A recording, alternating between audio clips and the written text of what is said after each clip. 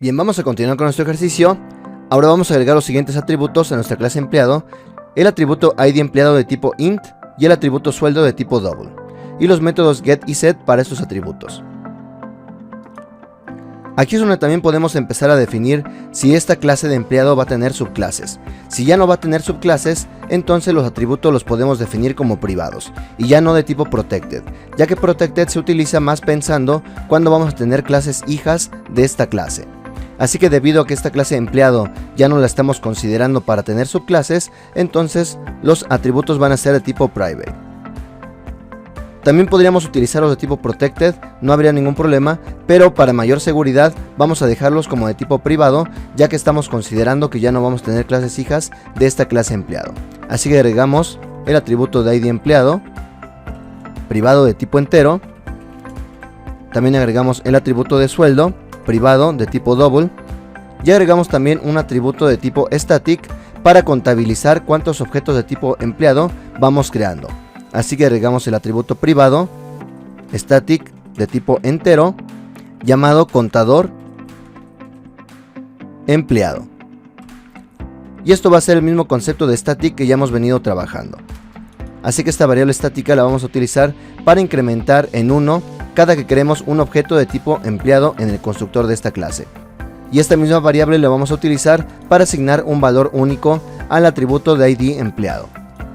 Bien, así que agregamos ahora nuestro constructor de la clase, nos apoyamos del IDE, damos clic derecho, insert code, seleccionamos constructor y podemos observar que en este caso nos da varias opciones. Podemos seleccionar un constructor de la clase padre. Por ejemplo, si seleccionamos el constructor de 3 argumentos de la clase padre, vamos a ver qué es lo que hace. Seleccionamos esta opción y damos clic en generar. Y podemos observar que lo que está haciendo es creando un constructor de la clase hija, pero debido a que el constructor de la clase padre no se hereda, entonces para inicializar los atributos de la clase padre se utiliza la palabra reservada super. Esto fue lo que comentamos respecto a la palabra super, que podemos indicar la cantidad de argumentos que queremos utilizar, y según la cantidad de argumentos es el constructor de la clase padre que se va a mandar a llamar. Por ello es que el IDE nos dio 3 opciones de constructores que podemos utilizar: el constructor vacío, el constructor con un argumento y el constructor con todos los argumentos, en este caso con los 4 atributos. Bien, de momento no vamos a utilizar todavía este constructor de la clase padre, vamos a quitarlo y vamos a agregar un constructor para inicializar únicamente estos atributos de la clase hija. Así que damos clic derecho, insert code, seleccionamos constructor, y en lugar de seleccionar algún constructor de la clase padre para utilizar super, vamos a seleccionar solamente los atributos de la clase empleado, el atributo de ID empleado y el atributo de sueldo.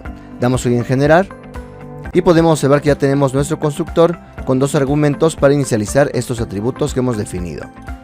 Así que se inicializan esos atributos con esta sintaxis. Sin embargo, si recordamos de la clase del contexto estático, el atributo de ID empleado lo vamos a asignar directamente de manera interna, así que este atributo no lo vamos a pasar como parámetro. Por lo tanto, vamos a utilizar un constructor distinto. Vamos a utilizar un constructor para inicializar el atributo de nombre de la clase padre y el atributo de sueldo de la clase hija, y de manera interna vamos a inicializar el atributo de ID empleado. Así que vamos a quitar esta línea, ya que lo vamos a inicializar de otra forma, según hemos visto en la lección de contexto estático. Pero para poder inicializar el atributo de nombre de la clase padre, en este caso este atributo, lo que vamos a hacer es mandar a llamar el constructor de la clase padre, y para ello la primera línea debe de ser la palabra super.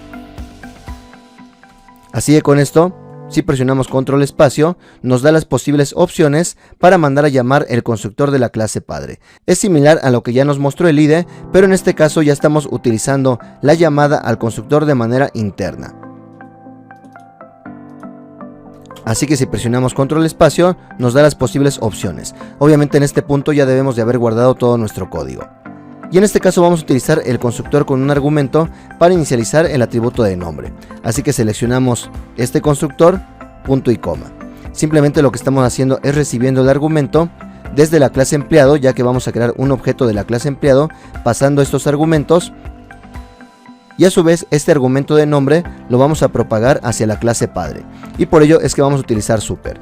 De hecho, si damos control clic sobre super, vamos a ver que nos lleva a la definición, pero del constructor de la clase padre. Así que ese es el código que se manda a llamar. Y una vez que termina de inicializarse el constructor de la clase padre, entonces continuamos inicializando los atributos de esta clase. Y como siguiente paso inicializamos correctamente el atributo de ID empleado.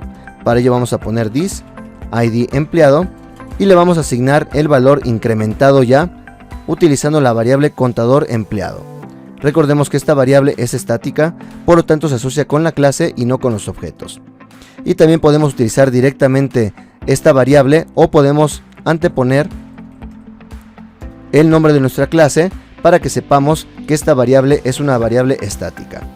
Así que es lo recomendado para que sepamos de manera automática que esta variable es estática, así como cuando utilizamos this, y esto sabemos que es un atributo de la clase. Bien, así que con esto ya hemos inicializado nuestro objeto empleado. Ahora vamos a crear un objeto de este tipo ya con estas nuevas características. Ya agregamos los métodos get y set para nuestros atributos, pero este valor de ID empleado ya no lo vamos a modificar, ya que se está inicializando en el constructor de la clase, por lo tanto no vamos a agregar el método set, sino solamente el método get, ya que el método set sería para modificarlo, pero una vez que lo hemos inicializado ya no queremos modificarlo. Así que vamos a agregar los métodos get y set, damos clic derecho, insert code, seleccionamos getter and setter y seleccionamos únicamente los atributos de ID empleado y sueldo. También podemos observar que podríamos agregar información de la clase padre, pero de momento esto no lo vamos a hacer. Para ello fue que indicamos que los atributos de la clase padre son de tipo protected, para que los podamos acceder directamente. Bien, así agregamos los métodos get y set de ID empleado y sueldo. Seleccionamos encapsular campos. Y respecto al atributo de ID empleado solamente vamos a dejar el método get, el método set, que es para modificarlo, no lo vamos a utilizar, ya que el constructor es quien se va a encargar de asignar el valor al atributo de ID empleado. Y dejamos los métodos get sueldo y set sueldo. Ahora por último vamos a sobrescribir el método toString. Según hemos visto en la clase persona, se agregó el método toString y se agregó la notación de override debido a que hemos comentado que la clase de persona, al no indicar que le damos de ninguna otra clase, entonces de manera automática extiende de la clase object, y en la clase object es donde realmente está definido este método de toString. Y por ello es que se agrega esta notación de override para indicar que estamos sobrescribiendo el comportamiento del método toString de la clase padre, es decir, de la clase object. Así que vamos a hacer algo similar, pero ahora en nuestra clase empleado. Lo que vamos a hacer es sobrescribir el comportamiento heredado de la clase padre. Ya no vamos a mandar a llamar directamente este método toString, sino que ahora dentro de la clase padre vamos a sobrescribir el comportamiento heredado de la clase padre. Así que vamos a dar clic derecho, insert code y seleccionamos método toString y seleccionamos los atributos de nuestra clase. Para optimizar un poco la concatenación de cadenas, también Java ha agregado la clase llamada String Builder. Así que en lugar de concatenar los atributos, podemos utilizar la clase String Builder para hacer más eficiente la concatenación de cadenas. Así que seleccionamos esta clase para que se utilice String Builder en lugar de la concatenación de cadenas. Damos clic en generar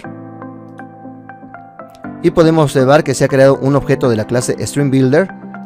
La variable se llama sb de String Builder y se utiliza el método append. Así que en lugar de utilizar el más para concatenar, esto puede llegar a ser un poco más lento, ya que por cada concatenación se crea un nuevo objeto de tipo string, ya que los objetos string una vez creados no se pueden modificar. Por ello se dice en Java que los objetos de tipo string son inmutables, es decir que una vez que les asignamos un valor ya no se pueden modificar. Y por ello, en lugar de utilizar concatenación de cadenas, podemos utilizar la clase String Builder, y esta es una clase donde sí podemos modificar internamente los valores, y utilizando el método append, entonces simplemente vamos concatenando, vamos agregando la información de la cadena, pero de manera distinta. Utilizando el método append, vamos agregando cada uno de los atributos. Así que es una forma de ir agregando también la misma información, de ir concatenando. Y al finalizar, lo que hacemos es utilizar la variable sb y mandar a llamar finalmente también el método toString. Así que esto al final regresa un tipo string. ¿Qué es lo que pide el método toString? Debe de regresar un tipo string. Así que no podemos regresar un tipo string builder. Si no hacemos esta llamada, esta conversión al final, entonces tenemos un error. por lo tanto son tipos incompatibles y tenemos que mandar a llamar el método toString, ya que este método va a regresar la cadena que se ha generado a partir de las llamadas al método append que hemos hecho. Bien, así que vamos a guardar cambios, vamos a crear un nuevo objeto de tipo empleado, pero ahora utilizando el nuevo constructor. Ya debemos de haber guardado todos los cambios.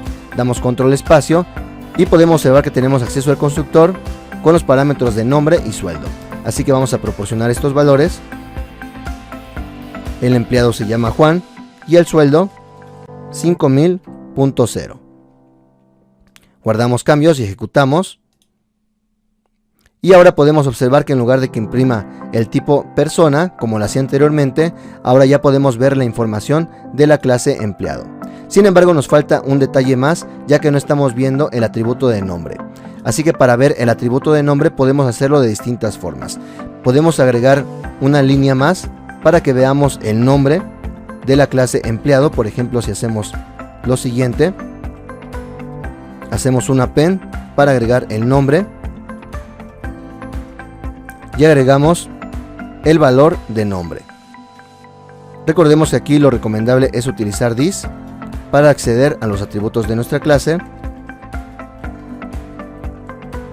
Y si ponemos this punto, podemos observar que no solamente estamos accediendo a los atributos definidos en la clase empleado, sino que también estamos pudiendo acceder a los atributos definidos en la clase padre, debido a que esos atributos son protected. Pero, por ejemplo, si este atributo de nombre en la clase padre lo definiéramos como privado, vamos a hacer este cambio. Aquí definimos el atributo de nombre como privado, guardamos cambios, entonces ya no podemos acceder a ese atributo desde la clase hija. Nos está marcando el error que el atributo de nombre tiene acceso privado en la clase padre. Por lo tanto, lo que tenemos que hacer para que desde las clases hijas podamos acceder directamente a estos atributos es definirlos como protegidos. O la otra forma sería, en lugar de utilizar directamente el atributo de la clase, podríamos mandar a llamar el método getNombre, ya que ese método sí se hereda al ser un método que es público. Recordemos que el método getNombre se ha definido también como público en la clase padre, así que sería otra forma de utilizarlo. Pero lo más común cuando estamos trabajando con herencia es que los atributos de la clase padre estén marcados como protegidos y así los podamos acceder directamente desde las clases hijas. Bien, así que guardamos cambios, vamos a revisar en la clase padre y ya podemos acceder al valor de nombre. Esta es una forma, pero también lo mejor es que podamos reutilizar la llamada al método toString de la clase padre. Así que para ello podemos hacer lo siguiente.